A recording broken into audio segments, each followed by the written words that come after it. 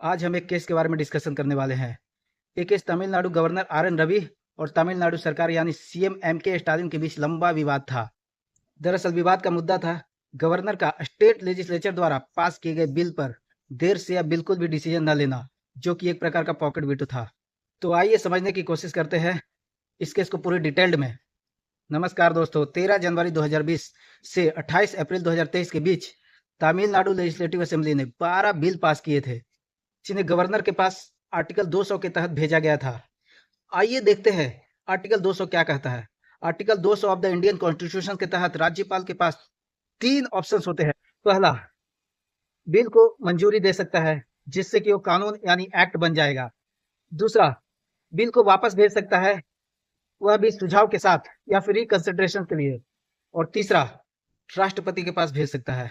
लेकिन यहाँ 12 में से 10 बिल्स को गवर्नर ने ना तो असेंट दिया, ना वापस किया और ना ही प्रेसिडेंट के पास भेजा। यह बिल्स काफी समय तक पेंडिंग रहे, जो कि एक प्रकार का पॉकेट वीटो था दोस्तों। और फिर क्या, तमिलनाडु गवर्नमेंट ने गवर्नर के खिलाफ सुप्रीम कोर्ट में एक पिटीशन फाइल की, जिसमें उन्होंने गवर्नर के इस इन एक्शंस को अनकॉन्स्टिट्यूशनल बताया। फिर आया 8 अप्रैल 2025, जब सुप्रीम कोर्ट ने इस मुद्दे पर अपना ऐतिहासिक फैसला सुनाया। सुप्रीम कोर्ट ने गवर्नर और प्रेसिडेंट को बिल्स पर फैसला लेने के लिए समय सीमा निर्धारित की और कहा कि राज्य विधानसभा से पारित विधेयकों पर राज्यपाल को वैकल्पिक फैसला लेने के लिए 1 महीने का समय है।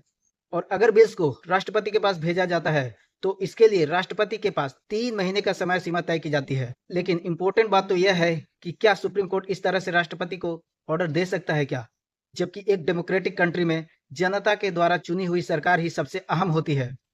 दोस्तों, मैं यहाँ पे किसी के पक्ष नहीं ले रहा हूँ और ना मैं किसी को गलत और सही ठहरा रहा हूँ, क्योंकि राज्य के विधानसभा द्वारा पास किए गए बिल्स को अनिश्चित काल तक रोकना भी सही नहीं है।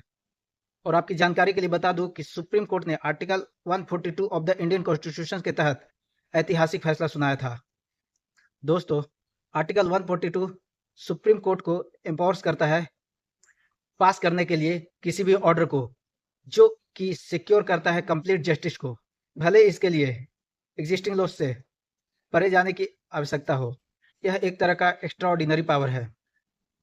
और इस जजमेंट के बाद 17 अप्रैल को जगदीप धनखड़ ने भी आपत्ति जताते हुए कुछ कमेंट किए थे।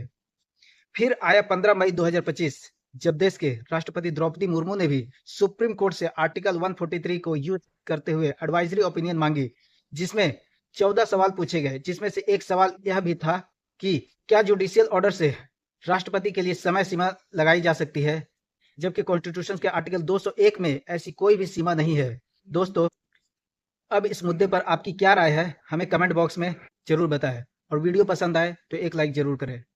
धन्यवाद।